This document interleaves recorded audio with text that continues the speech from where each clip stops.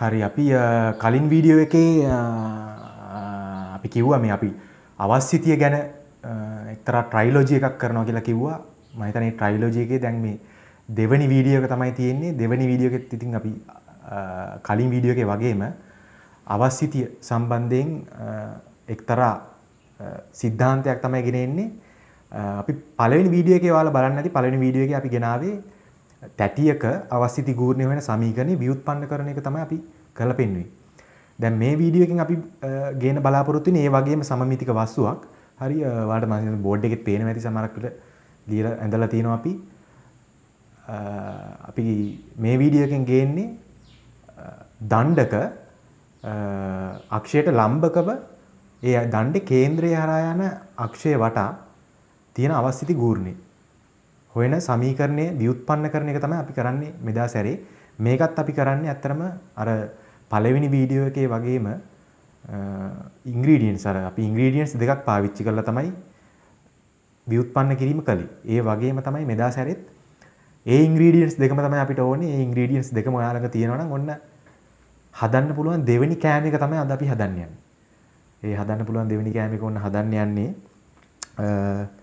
කොහොම හරි අපි බලමු එහෙනම් මම හිතන්නේ අපිට වැඩි වෙලාවක් ගන්න නැතුව අපිට කෙලින්ම යන්න පුළුවන් වීඩියෝ එකට අපි කලින් කිව්වා වගේම අපිට තියෙන්නේ දණ්ඩක මේ කේන්ද්‍රය හරහා යන අභිලම්බ අක්ෂය වටා අවස්ථිති ගූර්ණය හොයන එක තමයි අද අපි කරන්න යන්නේ. එතකොට අපි බලමු දැන් ස්ක්‍රීන් එකේ මම හිතනවා ඔයාලට පේනවා ඇති කියලා ස්ක්‍රීන් එකේ තියෙනවා දැන් ඔයාලට පේනවා ඇති.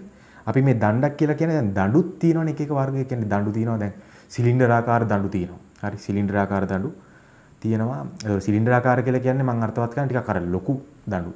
දැන් මේකත් එක්තරා දැන් ඔයාලට පේනද මේ පෑන. දැන් මෙන්න ඇත්තටම අපි දැන් මේ අද කතා කරන්නේ මෙන්න මේ පෑන වගේ ටිකක් අර සිහින් දණ්ඩක්. මේ සිහින් දණ්ඩක කේන්ද්‍රය හරහා යන මේ අභිලම්බ අක්ෂය වටා මෙයා මෙහෙම භ්‍රමණය වෙද්දී මෙයාගේ අවස්ථිති ගූර්ණය දෙන සමීකරණේ ව්‍යුත්පන්න කරන්න තමයි අපි යන්නේ. මෙයාගේ කේන්ද්‍රය වටා මෙයා භ්‍රමණය වෙන්නේ. හරි. එතකොට මේ සිහින් දණ්ඩක තමයි මේක අපි හොයන්නේ. එතකොට දැන් ඔයාලට මේ ස්ක්‍රීන් එකේ පේනවා ඇති.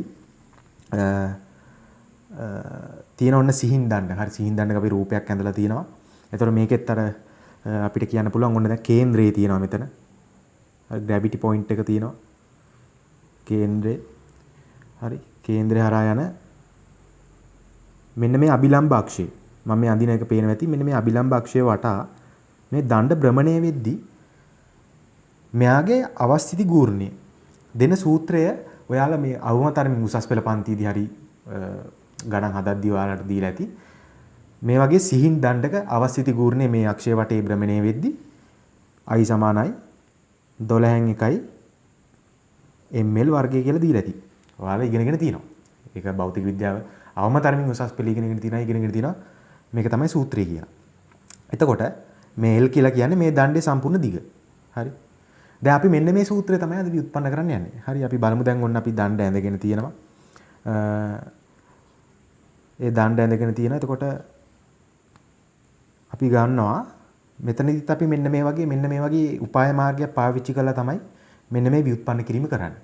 බලන්න දණ්ඩ තියෙනවා. අපි තෝරගන්නවා මේ දණ්ඩේ කේන්ද්‍රයේ ඉඳන් ඒ කියන්නේ කේන්ද්‍රය කියලා කියන්නේ මෙයා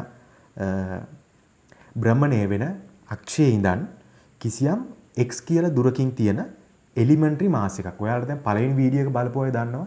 පළවෙනි වීඩියෝ එකේ අපි ওই තැටියක අවස්ථිති ගූර්ණය හොයද්දී එතනදී අපි පාවිච්චි කරා අර තැටියේ එලිමන්ටරි රින් එකක්. ඒ වගේ තමයි දැන් මෙතනදී අපි මේක දණ්ඩේ අපි තෝරගන්නවා එලිමන්ටරි මාස් එකක්. හරි. මේ මාස් එක තෝරගන්නේ අක්ෂයේ ඉඳන් කිසියම් x කියලා දුරකින් තියෙන එලිමන්ටරි මාස් එකක් තමයි තෝරගන්නේ. දැන් ඔයාලට පේනවා ඇති ස්ක්‍රීන් එකේ. මෙන්න මේ වගේ එලිමන්ටරි මාස් එකක් අපි මේක ඩෙල්ටා m කියලා නම් කරමු ඩෙල්ටා m. ඊටා කුඩා ස්කන්ධයක්. හරි මේක ඔයාලා මතක අවබෝධ කරගන්න ඕන දේ තමයි මේක ඊටාමත් කුඩා ස්කන්ධයක්. හරි. ඊටාමත් කුඩා ස්කන්ධයක් සහ ඊටාමත් කුඩා දිගක් තමයි මේකේ තියෙන්නේ මෙන්න මේ ඩෙල්ටා x කියලා දිගක් තියෙනවා මේකේ. හරි. ඩෙල්ටා x කියලා දිගක් තියෙනවා. හරි. ඒතර මම කලින් කිව්වා වගේ භ්‍රමණය වෙන අක්ෂය ඉඳන් මෙයාට තියෙනවා x කියලා දුරක්. x කියලා දුරක් තියෙනවා භ්‍රමණය වෙන අක්ෂය ඉඳන්. හරි. එතකොට මේ සම්පූර්ණ දණ්ඩේ දිගත් ඕන නම් අපිට මෙහෙම ලියන්න පුළුවන්. දණ්ඩේ සම්පූර්ණ දිග වෙන්නේ සිම්පල් L කියලා මම ගන්නවා. සම්පූර්ණ දිග සිම්පල් L. එතකොට මේ අපි හිතමු දැන් මෙයාගේ වම් පැත්තේ මේ අක්ෂයේ ඉඳන් මෙයාගේ භ්‍රමණය වෙන අක්ෂය දක්වා තියෙනවා. අපි ගමු L බෙදීම දෙකේ දුරක් තියෙනවානේ. මේක සමානවනේ මේ අක්ෂයෙන් දෙපැත්තට බෙදෙන ගුරුත්ව කේන්ද්‍රය හරහා යන නිසා. ඒක නිසා මේ පැත්තෙන් තියෙන L බෙදීම දෙකක්. මේ පැත්තෙම තියෙන L බෙදීම දෙකක්. හරි. පැහැදිලිනේ. එතකොට ඔන්න අපි දැන් අදාළ මේ දත්ත ටික සලකුණු කරලා තියෙනවා අපේ රූප සටහනේ. මේ රූප සටහනක් අඳින එකේ වැදගත්කම තමයි ඒ කියන්නේ මේ රූප සටහනෙන් ඔයාලට මේ කරන්න යන ඔයාලගේ මොකක් හරි ව්‍යුත්පන්න වෙන්න පුළුවන්, මොකක් හරි ගැටලුවක් විසඳනවා වෙන්න පුළුවන්. ඔයාට අර වඩාත් පහසුවෙන් ඒ දේ පරිකල්පනය කරගන්න පුළුවන් වෙනවා. මේ රූප සටහන අඳින එකේ වාසිය තියෙන එකයි. අපි දැන් යමු ව්‍යුත්පන්නයට යමු කෙලින්ම. දත්ත ටික ඔක්කොම ලකුණු කරලා තියෙනවා. ව්‍යුත්පන්නයට යමු. ඒතකොට දැන් අපි අර ඔයාලට මතක ඇති පළවෙනි වීඩියෝ එකේ තිබුණා අපේ ඉන්ග්‍රීඩියන්ට්ස් දෙකක්. ඒ ඉන්ග්‍රීඩියන්ට්ස් දෙකෙන් ඔන්න පළවෙනි ඉන්ග්‍රීඩියන්ට් එක අපිට දැන් ඕන වෙනවා. පළවෙනියට අපි පාවිච්චි කරන්නේ ඔයාලට මතක ඇති I = mr වර්ගය කියන සූත්‍රය. I = mr වර්ගය කියලා කියන සූත්‍රය අවශ්‍ය වෙනවා. ඒතර මේ සූත්‍රයෙන් කියන්නේ නේ අංශුවක් භ්‍රමණය වෙද්දී ඒ අංශුවට අදාළව අවස්ථිති ගූර්ණය හොයන සූත්‍රය තමයි I = mr වර්ගය කියලා කියන්නේ. එතකොට මෙතනදී ඔයාලට රූප සටහනේ පේනදී අපි මේ එලිමෙන්ටරි මාස් එක අපි මේ තෝරගත්ත එලිමෙන්ටරි මාස් එක මේක ඇවිල්ලා අත්‍තරම කිව්වොත් එහෙම මේ අපි තෝරගත්ත මේ භ්‍රමණ අක්ෂය වටේ භ්‍රමණය වෙන අංශුවක්නේ. ඒක තමයි අපි මෙතනදී අවබෝධ කරගන්න ඕනේ මේ භෞතික தত্ত্বය මෙතන. හරි. මෙතන අපි මේ රතු පාටින් තෝරගෙන තියෙන අංශුව භ්‍රමණය වෙද්දී අතර මෙයා හැසිරෙන අංශුවක් විදියට. ඒක නිසා අපිට මේක දැන් මේ සූත්‍රයට අදාළව අපිට මෙයාගේ ලියන්න පුළුවන් මෙන්න මෙහෙම. I = Δm R කියලා කියන්නේ මෙයා භ්‍රමණ අක්ෂය ඉඳන් මෙයාට තියෙන දුර. ඒතර මේ රූපේ වලට පේනවා ඇති මෙයා භ්‍රමණ අක්ෂය ඉඳන් මේ එලිමෙන්ටරි මාස් එකට තියෙන දුර x. ඒක නිසා අපි මේක ලියනවා x වර්ග. හරිනේ.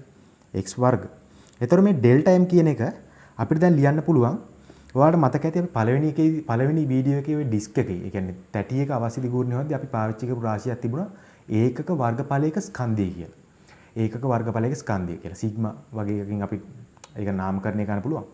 මෙතනදී අපි ගන්නවා මෙතනදී අපි වර්ගඵලයත් එක්ක නෙමෙයි ගනුදෙනු කරන්නේ. අපි මෙතනදී ගනුදෙනු කරන්නේ දිගක් එක්ක, නිශ්චිත දිගක් එක්ක. ඒක නිසා අපි මෙතනදී ගන්න රාශියක් තියෙනවා. ඒ තමයි ලැම්ඩා. ලැම්ඩා කියලා කියන්නේ ඒකක දිගක ස්කන්ධය. ඒකක දිගක ස්කන්ධය. අපි කියමු මේ සම්පූර්ණ රොඩ් එක තියෙන ඔයාලට පේනවාද මේ තින් රොඩ් එකේ. ඒ කියන්නේ මේ දණ්ඩේ සම්පූර්ණ ස්කන්ධය කැපිටල් M.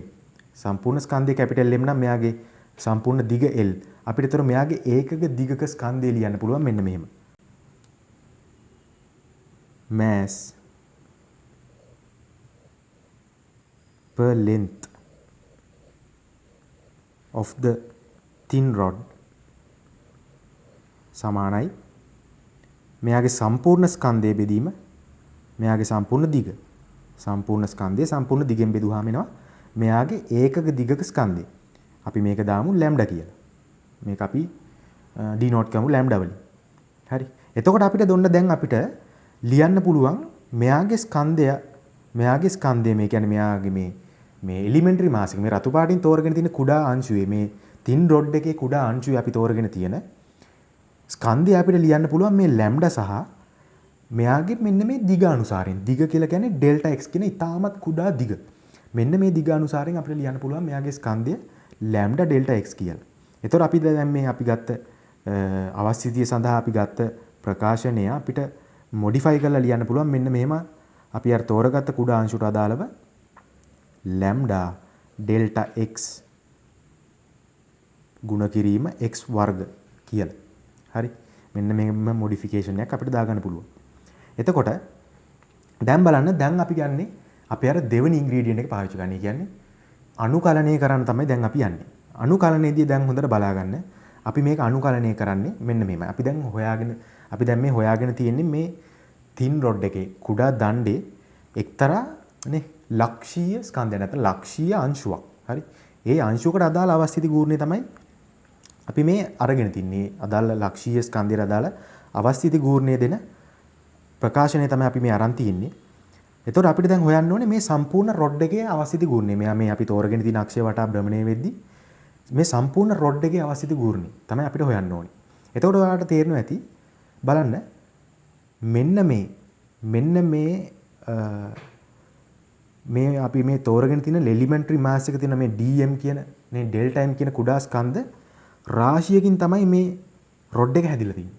ඒ වගේ අංශු රාශියකින් තමයි මේ රොඩ් එක හැදිලා තියෙන්නේ. එතකොට අපි මේක අනුකලනය කරන්නේ මෙයාගේ වම් පැත්තේ කෙළවරේ ඉඳන් මම මෙයාගේ දකුණු පැත්තේ කෙළවරට නිකන් අනුකලනයක් කරනවා. එතකොට මේ අනුකලනය අපි කරන්නේ නිශ්චිත අනුකලනයක්. ඒකෙදී අපි තෝරගන්න සීමාවන් දෙක වෙන්නේ මෙයාගේ වම් පැත්තේ තියෙන සීමාව සහ දකුණු පැත්තේ තියෙන සීමාව. එතකොට මෙයාගේ වම් පැත්තේ තියෙන සීමාව වෙන්නේ අපි මේ මම මේ බෝඩ් එකේ තියෙන ඔයාලා රූපේ පේනවා ඇති. මෙතනදී අපි මේ කොටස මෙයාගේ අක්ෂයෙන් වම් පැත්තේ තියෙන කොටස අපි සලකනවා ඍණ ලෙසත් එහා පැත්තේ තියෙන කොටස ධන ලෙසත් සලකලා අපි මේ සීමාව ගන්නවා මෙයාගේ ඍණ L බෙදීම 2 කියලා සීමාවක් ගන්නවා. එහා පැත්තේ කෙලවර ධන L බෙදීම 2 කියලා සීමාවක් ගන්නවා. ඔන්න ඔය සීමාවට යටත්ව අපි මේක අනුකලනය කරනවා. ඔන්න මම දැන් අනුකලනය ලියන්න යන්නේ. එතකොට මෙයාගේ ඉහළ සීමාව වෙන්නේ ධන L බෙදීම 2 ඍණ L බෙදීම 2 තමයි. පහළ සීමාව වෙන්නේ ලැම්ඩා dx x වර්ග. හරි. මෙන්න මේක දැන් අනුකලනය කරන්න තමයි යන්නේ. අපි මේකේ අනුකලනය කරන කලින් අපි මේක පොඩ්ඩක් නියත පදයක් තියෙනවා මෙතන ලැම්ඩා කියලා. ඒක අපි එළියට දාගමු. ලැම්ඩා එළියට දාගෙන අපි මේක අනුකලනය කරන්න තමයි යන්නේ. ඍණ L බෙදීම 2 x වර්ග dx. හරිනේ. ඔන්න අනුකලනය කරන්න තමයි යන්නේ. මම මේක කෙලිම අනුකලනය කරලා ලියා ගන්න මෙන්න මෙහෙම. i සමානයි ලැම්ඩා x වල ගානේ බෙදීම 3. මෙතන L ධන L බෙදීම 2 ඍණ L බෙදීම 2 නේ. ධන L බෙදීම 2 ඍණ L බෙදීම 2 තමයි ඉහළ සීමාව සහ පහළ සීමාව වෙන්නේ. පැහැදිලිනේ? දැන් අපිට තියෙන්නේ අනුකලනයේ අවසාන පියවර වශයෙන් මෙන්න මේ ආදේශය දාගන්න. ඒ කියන්නේ ඉහළ සීමාව සහ පහළ සීමාවට අදාළ ආදේශය දාලා මේ පද ටික සුළු කරගන්න තමයි අපිට තියෙන්නේ. අපි දැන් මේක සුළු කරගමු. එතකොට දැන් මෙතන තියෙන්නේ මෙන්න මෙහෙම එකක් කරන්න. පළවෙනියට තියෙන්නේ මේ x අපි ආදේශ කරනවා ධන L බෙදීම 2 කියලා ආදේශයක් දානමු. ඉහළ සීමාව ආදේශ කරලා එකෙන් අඩු කරනවා පහළ සීමාව ආදේශ කියලා. ඒකනේ කරන්නේ අපි අනුකලනයේ නිශ්චිත අනුකලනයේ. ධන L බෙදීම 2 ගණය බෙදීම 3 අඩු කිරීම ඍණ L බෙදීම 2 ගණය අඩු කිරීම 3. හරි. එතකොට අපිට මෙන්න මේ වගේ එකක් එනවා ලැම්ඩා. මෙතනින් එනවා මෙන්න මේ පදය. මේ පළවෙනි පදේ සුළු වුණාම මෙන්න මෙහෙම එකක් එනවා. L වල ගණය බෙදීම 24 ධන මේ දෙවෙනි පදේ සුළු කරාම එනවා මෙන්න මෙහෙම එකක්. L ගණය බෙදීම 24. මේක ධන වෙලා තියෙන්නේ බලන්න. මේක ධන වෙලා තියෙන්නේ මෙතනදී මේ ගණයක් නේ හොයන්න තියෙන්නේ. ඒතකොට ඍණ ගුණ වෙලා ඍණ එකක් එනවා. ඒ ඍණයි මේ ඍණයි ගුණ වෙනාම තමයි ධන වෙන්නේ මෙතන. පැහැදිලිනේ? ඒතර මෙහෙම සුළු කරලා යනවා. ඒතර මේක අපිට වරහන තුර තව දුරට මෙහෙම සුළු කරගන්න පුළුවන් ලැම්ඩා L ඝනය බෙදීම 12. L ඝනය බෙදීම 12. ඔහොම එකක් එනවා. ඊට පස්සේ අපිට දැන් තියෙන්නේ මේ ලැම්ඩාට අදාළ අපි අර ආදේශය දාගමු. ඒ තමයි මේ මම උඩින් ගත්තා මේ ලැම්ඩා කියලා කියන්නේ මොකද්ද? ඒකක දිගක ස්කන්ධය. මේ තින් රොඩ් එකේ ඒකක දිගක ස්කන්ධය. අපි මේ මෙතන හොයාගෙන තියෙනවා මෙන්න මේ පදේ. අපිට තියෙන්නේ මෙන්න මේ පදය ගිහිල්ලා ආදේශ කරලා අදාළ සූත්‍රය ලබා ගන්න තමයි අපිට අවසාන වශයෙන් තියෙන්නේ. ඔන්න අපි එනම් ගමු ලැම්ඩාට අදාළ පදේ දාමු. මොකක්ද? Capital M. මේ කැපිටල් M කියලා කියන්නේ අදාළ තින් රොඩ් එකේ. ඒ කියන්නේ සිහින් දණ්ඩේ මුළු ස්කන්ධය ඒක බෙදනවා. එයාගේ මුළු දිගෙන් ඒක වැඩි කරමු අපි මේ වරහන් ඇතුලේ තියෙන පදේ. ඒතර ඔයාලට පේනවා ඇති මේ L ට මෙතනින් කැපිටල් දෙයක් ඉතුරු වෙනවා. ඔන්න අපිට මේ අදාළ සූත්‍රය එනවා. 12න් 1යි ml වර්ගය. ඔන්න අපිට එහෙනම් අවසාන වශයෙන් ඇවිල්ලා තියෙන සූත්‍රය. මේක තමයි සූත්‍රය ඔයාලානේ උසස් පෙළ පන්තියේදී නේ සහ එතනින් ඉදිරියට විශ්වවිද්‍යාලවල ඉගෙන ගනිද්දි නිව්ටෝනියානු භෞතික විද්‍යාව ඉගෙන ගනිද්දි නේ බ්‍රහ්මණ චලිත ඉගෙන ගනිද්දි ඔයාලා ඉගෙනගෙන තියෙනවා මේ සිහින් දණ්ඩක එයාගේ කේන්ද්‍රය හරහා යන අභිලම්බ අක්ෂය වටා එයා භ්‍රමණය වෙද්දී එයාගේ අවස්ථිති ගූර්ණය ලබා දෙන සූත්‍රය I සමානයි 12න් 1යි ml වර්ගය කියලා ලැබෙනවා. හරි. මෙන්න මේක තමයි මේ සූත්‍රයේ ව්‍යුත්පන්නේ. අපි අනුකලනය සහ අවස්ථිතිය පිළිබඳ මූලික දැනුම පාවිච්චි කරලා තමයි අපි මේ ව්‍යුත්පන්න කිරීම කළේ. ඒතර ඔයාලට අනුකලනය සහ මේ මූලික දැනුම් තියෙනවා නම් බලන්න ඉතාමත් සරලව නේ තාර්කිකව මේ සූත්‍ර ලැබෙනවා නේ. ඔයාලත් ඉතින් ගෙදරදී try කරලා බලන්න. ව්‍යුත්පන්න කරන්න මේ ව්‍යුත්පන්න කරන්න බය වෙන්න එපා, ගණිතයට බය වෙන්න එපා, සුළු කරන්න බය වෙන්න එපා, අනුකලනයට බය වෙන්න එපා. කිසි දෙයකට බය වෙන්න එපා. ඔයාලා නේ හොඳට try කරලා බලන්න. මේ දේ try කරලා බලන්න ඔයාලට. නේ ගෙදර ඉතා පහසුවෙන් මේ සූත්‍රය ඔයාලට ගන්න පුළුවන්. ඔයාලා දන්නේ නැති යාළුවන්ට ඊට පස්සේ කියලා දෙන්න. නේ කියලා දීලා ඔයාලා පුළුවන් නම් මේ වැඩි වැඩියෙන් ඉගෙන ගන්න. ඒක තමයි කියන්න තියෙන්නේ. ඔන්න අද වීඩියෝ එකෙන් එහෙනම් මම ගෙනාවේ සිහින් දණ්ඩක අවස්ථිති ගූර්ණයේ හොයන සූත්‍රයේ ව්‍යුත්පන්න කරන විදිය. එහෙනම් ඉදිරි වීඩියෝ එකකින් අපේ ට්‍රයිලොජි එකේ තව වීඩියෝ එකක් ඉතුරුලා තියෙනවා. ඒකෙදී මම තව මේ වගේ සමමිතික වස්තුවක අවස්ථිති ගූර්ණයේ ලැබෙන සූත්‍රයේ ව්‍යුත්පන්න කරන විදිය කරලා පෙන්නන්නම්. ඒතර ඉදිරි වීඩියෝ වලින් අපිට ඒක බලා ගන්න පුළුවන්. එහෙනම් අදට මෙච්චරයි තියෙන්නේ. හැමෝටම බොහොම ස්තුතියි.